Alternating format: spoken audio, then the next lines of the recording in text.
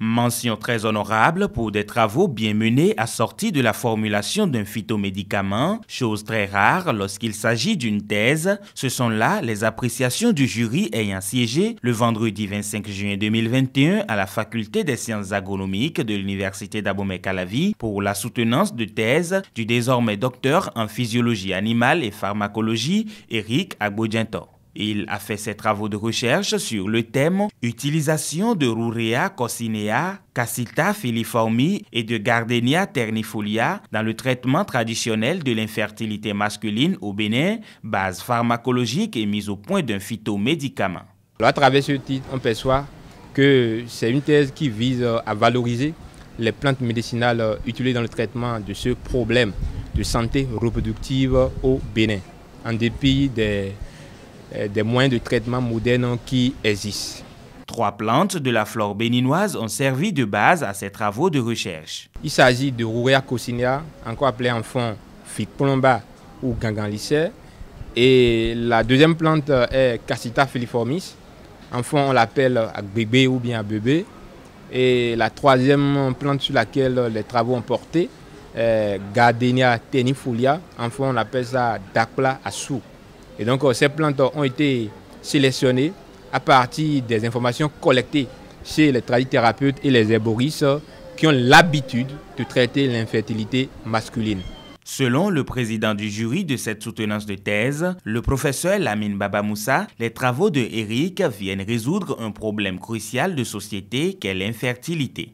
Vous savez, dans un couple, très souvent, quand le couple a du mal à se concevoir, la faute est mise généralement sur le dos de la femme. Alors que dans beaucoup de cas, l'homme en est à la base. Donc M. Agbodjento a essayé dans sa thèse d'approcher une solution et il est allé jusqu'à trouver même des médicaments traditionnels améliorés.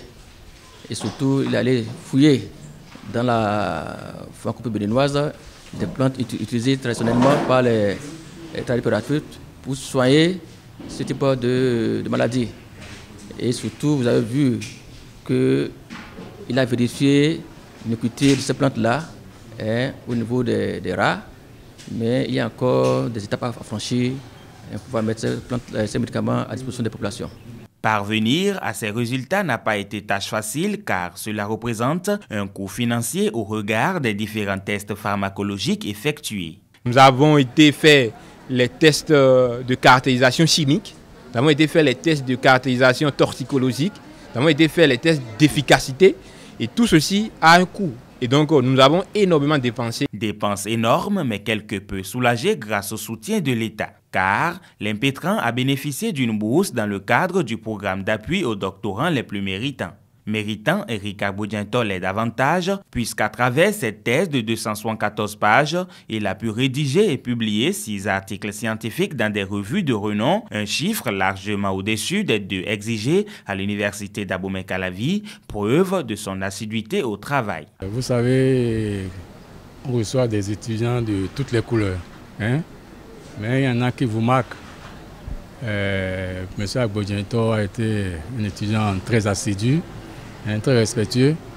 Tout le monde le connaît à la maison, très appliqué dans le travail aussi et très soucieux du travail bien fait. À en croire le jury, le talent de Eric Agbodjento doit être mis au profit des universités béninoises pour éviter le phénomène de la fuite des cerveaux. Surtout, c'est que ces assistants de valeur, vous avez vu, il a fait une thèse avec 6 publications dans les journaux internationaux, à facteur impact, et surtout, ça a débouché sur le résultat qu'on peut appliquer. Mais cet assistant, s'il n'est pas recruté, c'est des fuites de cerveau qui sont pris dans les laboratoires en Europe, aux États-Unis. On a plusieurs cas comme ça qui sont déjà partis.